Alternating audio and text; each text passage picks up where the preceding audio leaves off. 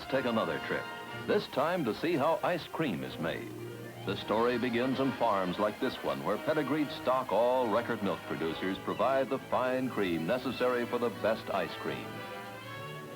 The cows are carefully cleansed and mechanical milking machines take the milk from the cow directly into the covered containers. Conveniently located creameries are only a short haul from the dairy farms.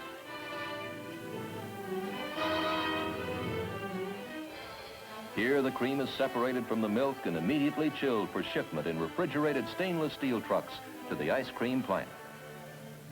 Here, the pure cream that is only hours old is poured into the blending tanks, and our ice cream is on the way.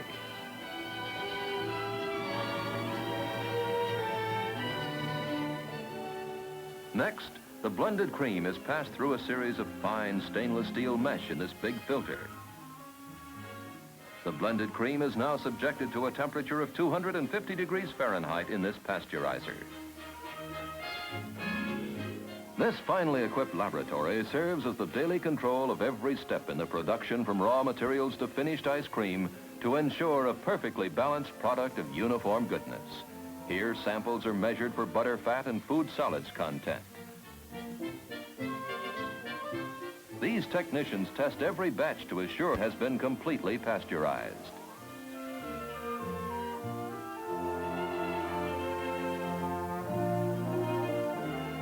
Next step, homogenization. These machines break up the little butterfat particles and make the ice cream rich, nutritious, and easily digested. These flying pistons produce a pressure of 2,500 pounds per square inch for the homogenization process. Now, the mix is rapidly cooled to 35 degrees in giant continuous coolers like this before it is pumped into gleaming holding tanks. The best part of ice cream is delicious flavor. Nothing but fresh fruits used at the peak of their goodness flavor America's favorite ice cream. These bananas, for instance, brought by the shipload from South and Central America and Cuba. Tree-ripened oranges, full of rich flavor and vitamins from basking in the semi-tropical sunshine.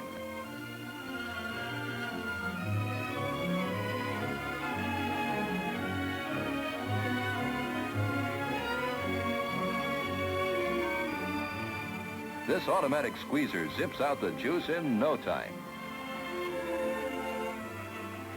Sun-sweet strawberries, fresh as the morning dew, crushed to give their full, natural flavor to the cream. This is a typical strawberry patch, many of which are projects of members of 4-H clubs all over the United States. Every box is carefully inspected.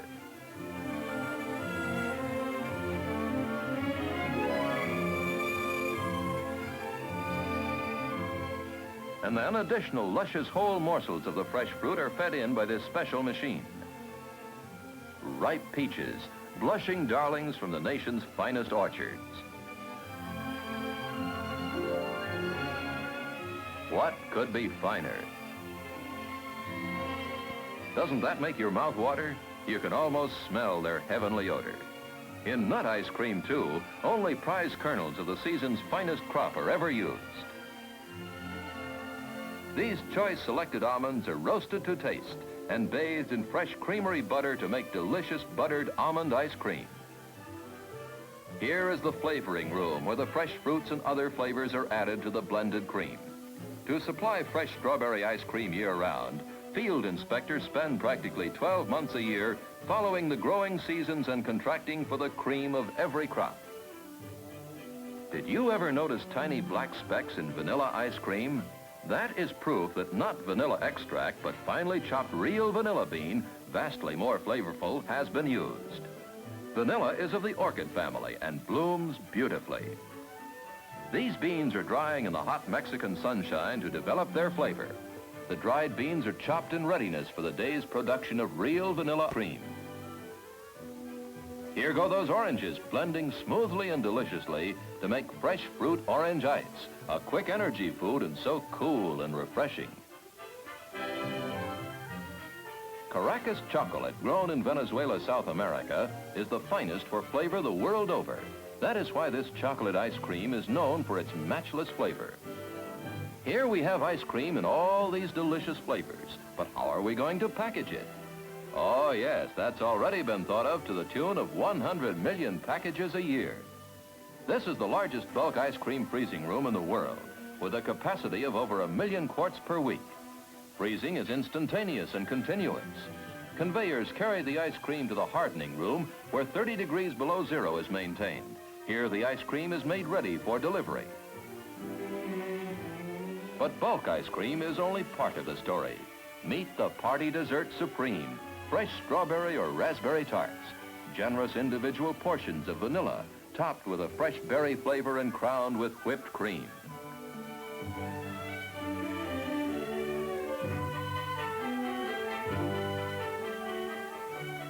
Or maybe you prefer your favorite flavors in half gallons, or the popular pint packages. Did I hear a small boy or girl say Breyer Dixies? You bet. 2 flavors, chocolate and vanilla, automatically filled and sealed just like those 10-quart containers you saw a minute ago.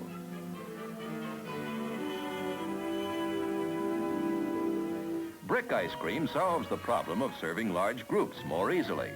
Each individual portion is wrapped and gathered for packaging in quarts and gallons. And who hasn't eaten an ice cream sandwich? Sugary chocolate wafers with a thick chunk of ice cream between. This machine has to hurry to keep up with hungry appetites.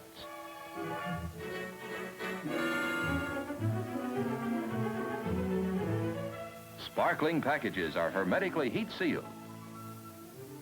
Is this still another form of ice cream? Well, of course, Choco Pops, ice cream on a stick. First, freezing molds are filled with vanilla ice cream. Then sticks are inserted, 1 for each mold. The frozen Choco Pops are lifted from the molds.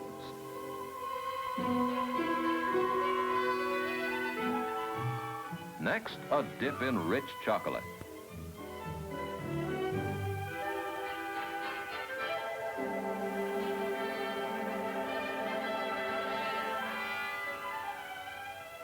Then they are hermetically heat sealed in packages at the rate of nearly 10,000 per hour. With all this preparation of good things to eat, we need a lot of good housekeeping too. In this modern ice cream plant, every piece of stainless steel tubing, valve, coupling, and part of freezer coming in contact with the product is dismantled, scoured, and sterilized after each day's operation. The Horn of Plenty.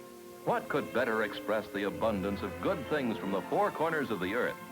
Fresh fruits and berries, meaty nuts, flavorful beans, tangy mint that go into America's favorite ice cream. Incidentally, I hope when I get home tonight, I'll find the same delicious treat that millions of housewives will be dishing out from those money-saving half-gallon containers.